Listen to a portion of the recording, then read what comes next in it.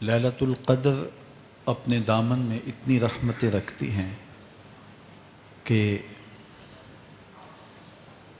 اس امت کے سارے گناہ گاروں کی بخشش کے لیے کافی ہے۔ اس رات میں روح الامی اترتے ہیں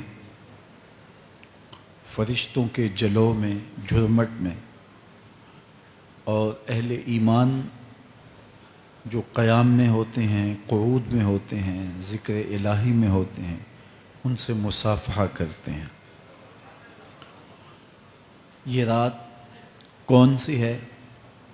ترکی خیمے میں چٹائی ایک سمت کر کے سر انور حضور نے باہر نکالا اور فرمایا کہ لیلۃ القدر کو آخری عشرے میں تلاش کرو۔ اور ایک روایت کے لفظ یہ ہیں کہ آخری عشرے کی تاک راتوں میں تلاش کرو۔ وہ تاک رات کون سی ہے؟ اس کو مخفی رکھا گیا۔ حضرت ابی بن قعب رضی اللہ تعالی عنہ صحابی رسول ہیں، فرماتے ہیں میں قسم کھاتا ہوں کہ وہ رات 27ویں شب ہے۔ حضرت بایزید بسطامی علیہ رحمہ فرماتے ہیں مجھے زندگی میں یہ رات 2 بار ملی ہے اور دونوں بار 27ویں شب ہی تھی۔ تو ہم اللہ کی بارگاہ میں امید کا دامن پھیلائے ہیں کہ یہی شب ہو اور اس کے دامن سے پھوٹتی ضیائیں ہمارے اندر کے اندھیروں کو ختم کرنے کا ذریعہ بنے۔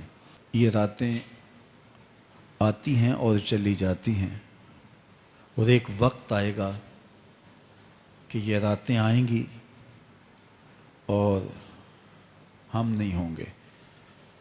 کتنے لوگ ایسے ہیں جو پچھلے سال تھے لیکن آج نہیں ہیں، ان سے گزشتہ سالوں میں تھے آج نہیں ہیں۔ تو یہ جو میسر راتیں ہیں ان کے دامن سے پھوٹتی ضیائیں ہمیں اپنے اندر سمو لینی چاہیے کہ ہم دنیا پہ نہ بھی ہوں گے تو یہاں سے جو ہم نے نور لیا ہوگا وہ قبر میں بھی چراغاں کرے۔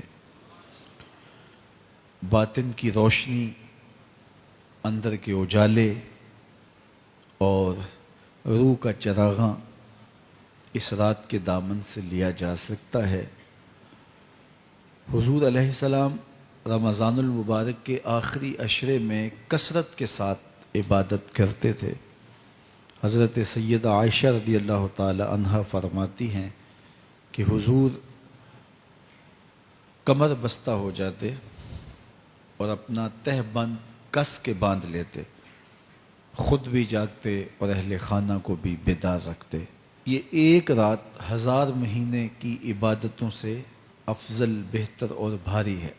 تو اس امت کو جب اتنا نوازا گیا ہے کہ ایک ایک رات اتنی برکتوں کی حامل عطا ہوئی ہے، تو پھر ہمیں بہت زیادہ کوشش کر کے برکتیں سمیٹ لینی چاہیے تاکہ جب ہم اس دنیا سے جائیں تو ہمارے پاس ایک بہت بڑا روشنیوں کا ذخیرہ ہو جو ہماری قبر میں بھی چراغاں کرے، حشر میں بھی روشنی دے، اور ہمیں کہیں بھی اندھیروں کا سامنا نہ کرنا پڑے، چونکہ روشنیاں تو ہم نے یہاں سے لے کے جانی ہیں۔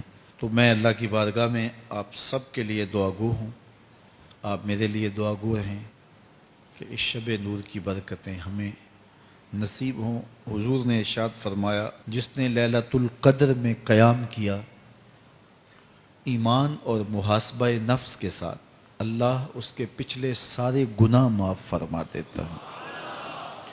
ام المومنین سیدہ عائشہ رضی اللہ تعالی عنہ فرماتی ہیں کہ میں نے عرض کی اے اللہ کے محبوب صلی اللہ علیہ وسلم، اگر میں لیلۃ القدر کو پا لوں تو مجھے پھر کیا دعا مانگنا چاہیے؟